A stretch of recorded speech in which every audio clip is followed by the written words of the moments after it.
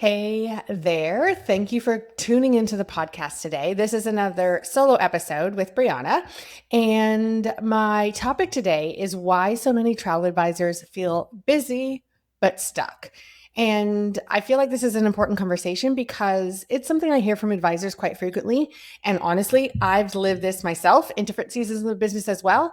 It's like you're busy all day, you're working nonstop, but something still feels stuck. It doesn't feel there's not that ease and there's not that kind of like, okay, great. I'm coasting a little bit now. Like things are on autopilot to an extent, right? We're always going to be growing and iterating and shifting in business, but we also, I feel, hope that we get to a point where it starts to feel easier and we don't feel so stuck in the hamster wheel, if you will.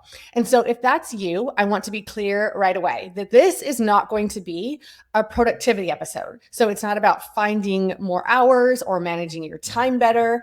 All of those things can be important and can be really helpful at certain stages of business, but I'm not talking specifically to that point today because I don't believe that most of us who feel this way aren't stuck because we're lazy or unmotivated or anything like that. I feel like you might be feeling stuck because you are busy, but you're busy without direction.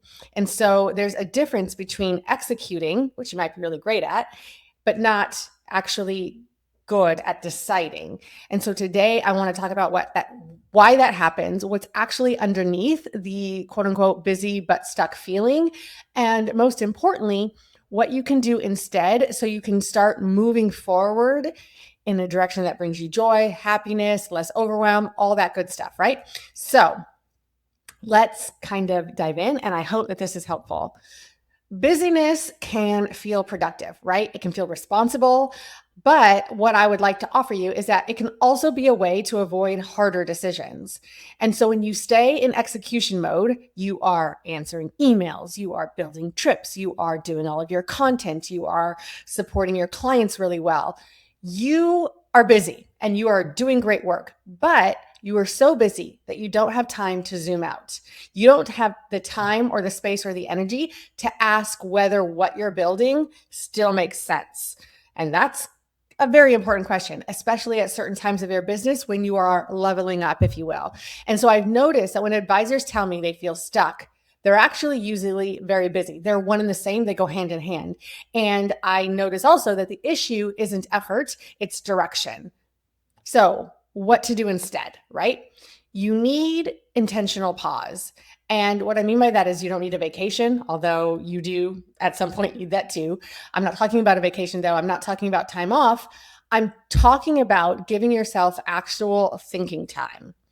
And if that feels foreign to you, if this is not something you do on a regular basis, it's going to feel hard. And if you kind of wait until you find that quote unquote free time in your daily, weekly, what have you schedule, it's not going to come. I'm just telling you that right now. So here's what you do to find that time to pause. You block out an hour, just 1 hour. Everybody can do this. I don't think this is going to be too big of an ask, but you are not allowed to do tasks within that hour. There's no inbox checking or management. There's no admin. There's none of that. There is reflection. And you're asking yourself, what am I actually currently optimizing for? Like, what's the goal here in this season of business? And you're also asking yourself, what am I avoiding deciding because it feels uncomfortable? This is probably something you know the answer to, even if it's on a subconscious level and you haven't actually verbalized it yet. You're also asking yourself, if I keep operating this way, where does my business end up in a year? Not only from a numbers perspective, I'm also looking for you to answer from like, how does it feel? If you keep doing things how you've been doing them a year from now, how are you going to feel? How's the business going to feel? Where are you going to be? And I believe that just that 1 hour can unlock more momentum than a week of you being your absolute most productive, busy self. And so give yourself that hour to start to really kind of start to conceptualize this journey that I'm trying to get you to go on. Okay. And honestly, after you take this hour to yourself to zoom out and answer these important questions, if you haven't done this before, I think you are going to realize how critical it is as a business owner, as a travel advisor, in your growth, in your ability to scale, in your ability to actually design the type of business that you want to, and to get closer to the dreams and aspirations that you have. So this is where advisors get stuck, but also how you can get unstuck.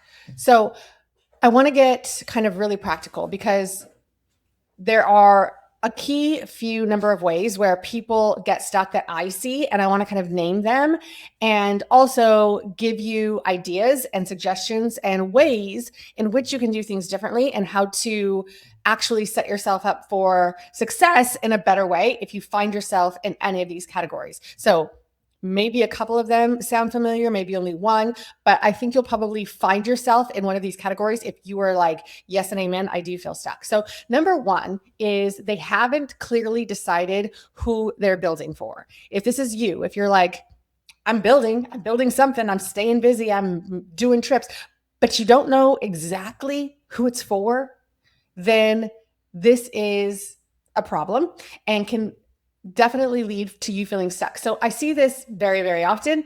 It's like advisors who say, I want high-end clients, I want luxury clients, I want C-suite clients, et cetera, et cetera, et cetera. Fill in the blank for whatever it is that you say, but you're still saying yes to everything. Maybe this is what you say you want, but your actions kind of show differently. And so narrowing feels risky. This is why this happens. I know this. I've been there. I've done that. And turning things away feels scary. And particularly if you're newer in business, if this is also how you support yourself or your family or what have you, this seems very scary. I just want to admit that. So I've been here, and early on, I would say that saying no to an inquiry, to a request, felt irresponsible almost. So in my mind, even though I had this type of travel that I wanted to design and these type of clients I wanted to work with, and maybe I could articulate it, and maybe I could put it down on paper, and maybe it could fit my ideal client profile, and I could tell you that to a T. But were my actions actually following that closely? And I would say no. For a lot of years, that would not be the case. And I always thought that I would figure that out later or clean it up later.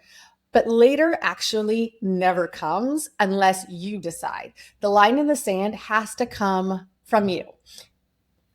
If there is a way that this works opposite and you have clear knowledge of that and clear understanding, I'd love to pick your brain and have a conversation. But by and large, what I see is that it has to come from our side to draw that line, to start to say no, to start to narrow down or niche down or really hone in on the type of clients that we say our business is for and the type of trips that we are building our business around, and clearly decide with our actions what that is going to do, what that is going to look like. So how do you do this? What do you do instead of what we are currently doing? First, you really need to define what your ideal yes is. What clients energize you? What trips are actually profitable for the time it takes you to service them? What inquiries feel heavy from the start? Like, you absolutely know that when you say yes to a trip and you already are like, oh, this feels heavy, this feels like a lot, this is when you start to change the dynamic and change what you say yes to. But you first answer these questions for yourself and be very clear and write it down and double down. You don't need to announce your new niche overnight, but what you are going to do is start quietly choosing alignment over obligation. So that's the first reason where I see advisors getting stuck, and also what I hope is a reframe on how to get unstuck in that area. Number two is you're good. You're great at what you do. You feel confident in that to an extent, but you can't explain why. And I think that this one is subtle but powerful. So a lot of advisors deliver incredible experiences, and you will stand 10 toes down on what you're able to provide for your clients and the experiences that that you deliver for them. But when asked what makes you different, your language gets vague. You start stuttering. Your elevator pitch is not clear in that elevator segment, all of that. And so what vague value leads to is a couple of things: unclear pricing confidence, wishy-washy inquiries, longer decision cycles. There's a lot of things that can come from your inability to explain your value. So what can we do to get past this feeling of being stuck? Well, for this one, I think what we need to do is you need to really understand for yourself and feel very, very confident in what your value statement is. This isn't about what you post on Instagram. This is for you. This is something that literally has to be felt in your gut, and you have to believe it. And then when that happens, we are very, very like, yeah, this is me. Then you are able to articulate that clearly and also confidently. So in order for you to have a simple value statement for yourself, this is the must have. You need to be able to answer these questions. Number one, who do you help? Number two, what problem do you solve? And number three, very important, what changes for clients when they have worked with me or because they have worked with me, right?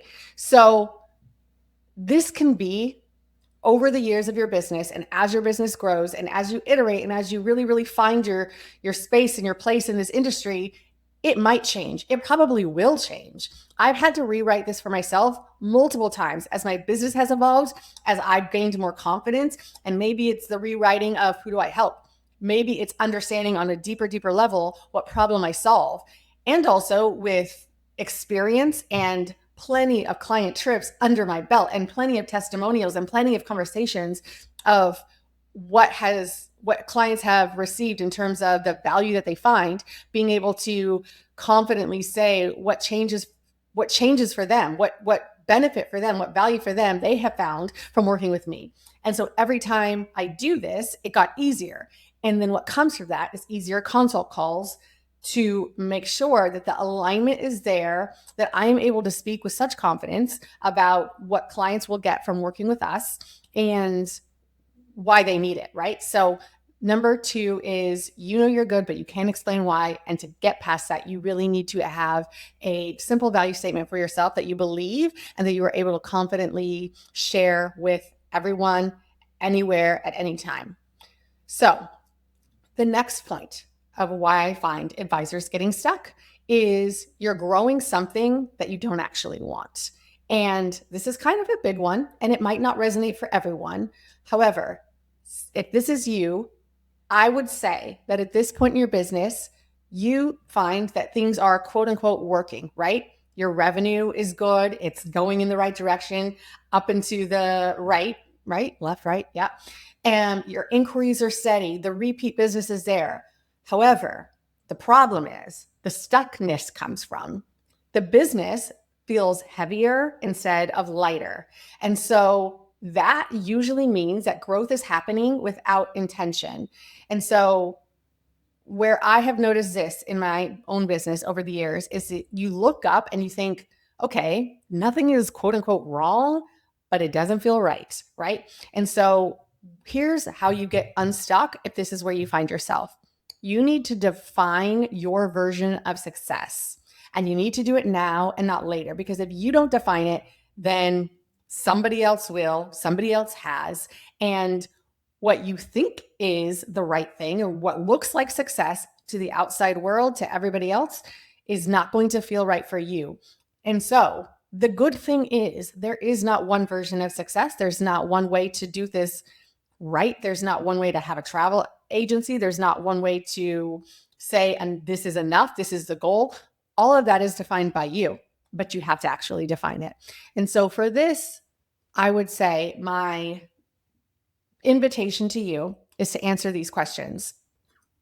First, make sure you're clear on this. How big of a business do you want? Specifically, how many trips do you want to manage in a year? Understand your capacity, understand your team or not team, understand what that really actually is going to require of you, and be clear on what size of business you're actually looking for. If you keep growing and all it does is ask more of you and you're not even looking to give more than you already are, you're not it doesn't matter, right? So how many trips do you want to manage in a year is a very good start to understanding your capacity and what that will require of you as the lead advisor or the only advisor on your team. Number two, what kind of work do I want to do more of? Like, what lights you up? What makes you feel like you are doing the thing that you are meant to do? So what kind of work do I want more of?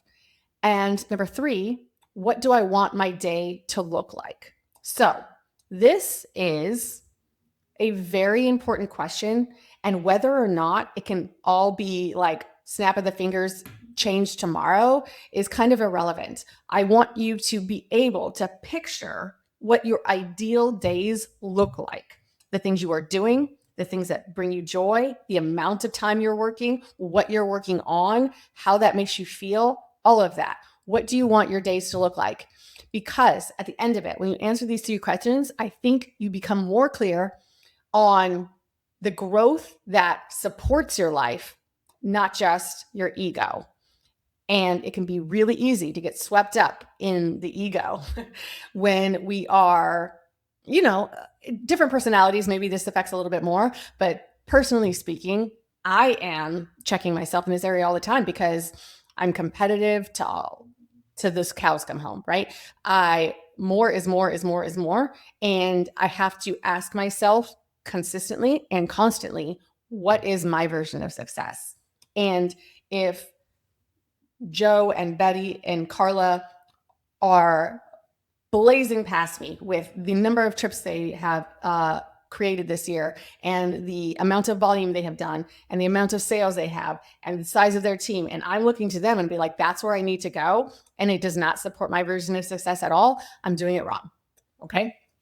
All right. So that's the third one. Number four, reason why advisors feel stuck is that everything feels important, right? Marketing feels urgent. Systems feel urgent. Client work feels definitely urgent. On and on and on and on. Everything feels important. And so what that does to us is that we stay in reaction mode, right? We are reacting all the time instead of prioritizing. If everything's important in a priority, then nothing is important in a priority, essentially, right? And so there has to be within our business, and this can be from a quarterly standpoint, this can be from a monthly standpoint, this can be from a weekly standpoint, but we have to understand what is the priority, what is the focus for now, right? And it cannot be everything. So questions that we do to help ourselves, especially when we're zooming out and we're thinking big picture, is especially on a quarterly basis, if you're not only doing this, I would invite you to make one single focus for the quarter. And that could be, I'm focused on this new system that I know is going to improve my productivity, right? So I'm focused on getting this new system up and running. I'm focused on this boundary that I'm going to put in place that I do not work after 5 p.m. on the weekends, what have you. This is a boundary for this quarter, and I am focused on making sure that this doesn't get lost. Or a role shift. If you are in the process of taking yourself out of a certain role or bringing on team or something like that, and you need the time and the energy to focus on that specific thing, that is the priority for that quarter. So not everything gets to be important at once, and one thing gets to be the focus and the priority for the next quarter. And so when I shifted from trying to fix everything to focusing on one priority at a time, then my progress stopped feeling chaotic and I could actually ascertain, am I moving the needle here? And when I'm focused on one thing, it gives me clarity and, a way to understand like, oh yeah, that is working. That is going in the direction that I hoped it would. Yay me. And it doesn't feel so overwhelming. And that contributes to not feeling stuck. So the fifth thing that I have that I see advisors do in feeling stuck is you get to a point in business, and this is for maybe advisors a little bit long, who have been in business a little bit longer or a little bit more secure in what they're doing, but they get to a point where they want to scale, but they haven't shifted how they lead. And this is a place of feeling stuck where hiring and delegation usually come up, right? And I want advisors get to the point because they want help, right? They can't do it all on their own anymore. It's too much. They're overwhelmed. They're burnt out, yada, yada, yada. But they are still operating as though they're the center of everything. And so, again, a lesson that I have learned myself, maybe the hard way, but delegating tasks without delegating ownership does not create relief. You might think it will. Great, I have a VA and I'm telling her every day, here are your 10 tasks that I need you to help me with today. And guess what? You still feel busy as all get out. You still feel no relief. You still feel overwhelmed because you haven't learned to delegate the ownership of things. You are only delegating the tasks, and that does not create relief. So what I would suggest you do instead, if this is the way you have felt stuck in this season of business, is to start thinking in terms of outcomes and not tasks. So instead of saying, hey, I need help responding to emails, here's the template, here's what to say, yada, yada, yada, think, I want clients to feel supported without everything coming to me. Now, you work backwards from that outcome, right? Not from, please respond to Mr. and Mrs. Smith and tell them that their pickup time is at 10 a.m. Like, no, right? So I want clients to feel supported without everything coming from me. And this shift alone, right, changes how you design your roles and your systems and your own day, what stays in your brain, what stays on your plate. Because when things are off your plate, essentially, but not out of your brain, it's not the help that you think it is. And so it will shift how you create roles in your business, how you explain them, how you define what success is, and when somebody is actually truly helping by being able to think in outcomes and not tasks. So hopefully those 5 areas are helpful at least in delegating to yourself where you find yourself, what seems true for you, and maybe it's one, maybe it's multiple, but giving you ideas on how to go from stuck to unstuck is the goal. So if you're feeling busy but stuck and you want kind of a simple reset, here's something you can do this week right now. Press pause, wait till you have some time or that hour, and do these 3 things. Number 1, write down everything that drains you. Number 2, circle what only you can do. And number 3, question the rest. Okay, if it does not have a circle around it, right? It's something that only you can do, then question the rest. There's a lot that can come up when you just start to get curious. And then ask yourself, what am I holding on to because it's familiar? I've done this. I have always done this. I've never considered not doing this, right? And what would change if you let one thing go? So look at the list. What would change? What would feel easier in your week, in your month, in your day if you let one thing go? And so clarity is not going to come from doing more. It comes actually from letting go intentionally. And the intentional part is the most important part. I talk about this a lot, but I'm mentioning it here as well because I believe that it is so interrelated. And that's the idea that there needs to be a shift in mindset. We need to start operating as the CEO of our business because that's what we are. And so this is a mindset shift that changes everything because I don't believe that a CEO is about team size or revenue or any of that. We all can operate as a CEO in our business because it's about ownership. CEOs decide first and then execute, not the other way around. And so one of the hardest but most freeing realizations is this: your secret sauce isn't locked inside of you, right? I do believe that we all have our own secret sauce and we all operate in a way that is successful to our business based on who we are and what we bring to the table, but it's not locked inside of you. It doesn't only exist and have the ability to affect your business if you do it and you are in charge. Your standards, your taste, your relationships, your way of thinking can all be taught. And the moment that I stopped believing that only I could do everything, hold everything together, etc., my business became lighter and stronger. And I no longer felt stuck while still being so incredibly busy. This topic overall is obviously one that I feel strongly about and feel passionate about. And it's also a topic that I have found myself coaching on with the one-on-one intensives that I started last year. I've paused those for the beginning of the year, but I'm about to open them back up. And so If this feels like something you are struggling with and this is you in this season, or you know it's going to be you soon, my invitation to you is to do this work now and don't wait until you feel so overwhelmed, so stuck, so busy that you don't know which way is up. And it's kind of about understanding the concepts before you're ready so that you can make sure that growth feels intentional instead of reactive. I am going to be opening up my waitlist for my one-on-one intensives for the spring. So if you are interested, the link is in my personal Instagram bio or on my website if you're interested. But if you if this episode resonated, I'd love to hear so. And if you know another advisor in your community, in your realm of, chit chat that you would feel that could benefit from it, I would love if you'd share it, because there is a difference between feeling busy and being productive. And I want everybody to understand that difference and have the business and the future that you're hoping for. So thank you for listening, and I will see you next time.